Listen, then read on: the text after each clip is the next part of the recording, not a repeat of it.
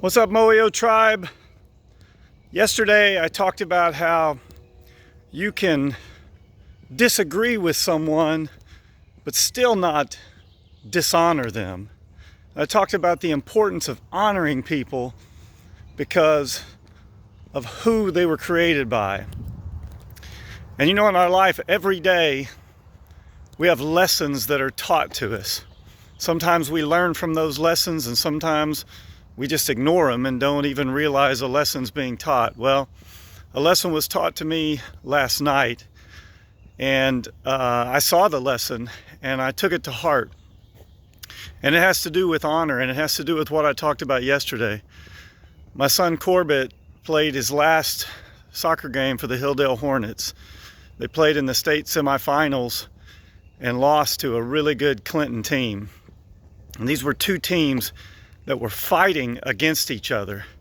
Both had a different goal, an opposing goal, a disagreement. Both teams wanted to win and the other wanted the other team to not win. So there was a disagreement, and they fought for 80 minutes, and then they went into overtime and fought longer. 5 minutes into the overtime, the Clinton Tornadoes scored a goal and won the game. And so this disagreement battled for all that time. And I watched my son as he played his last minutes and then after the game. And I watched again on video afterwards because I wanted to see it. And when the Clintons scored the game-winning goal and the game is immediately over, my son went down to one knee. I know he had to be disappointed. I know his heart just had to be torn out when he saw that go in. Just utter disappointment. Just 5 days earlier, we had played a Holland Hall team and we had scored in overtime. And we saw them in their pain.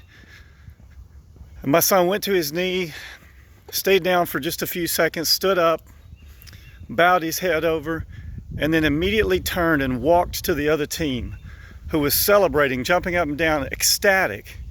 He walked to the other team right into the midst of them, and one of the other players turned and they embraced. An embrace of two warriors fighting, disagreeing, fighting against each other. And then when all was said and done, there was honor.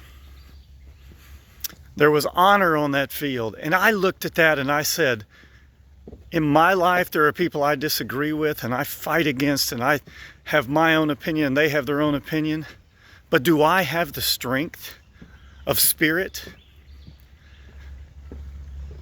when I see that the battle is over to turn and embrace, to honor them because they're fighting a good fight?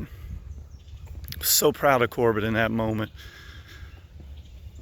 because I saw someone who knows how to honor someone else even though there's disagreement. That's what that quote was yesterday. We can still disagree with people without dishonoring them. That's our goal. That's our challenge today. Can you show someone honor even when you disagree? You're going to have the opportunity. Make the most of it. Moyo, everywhere we go.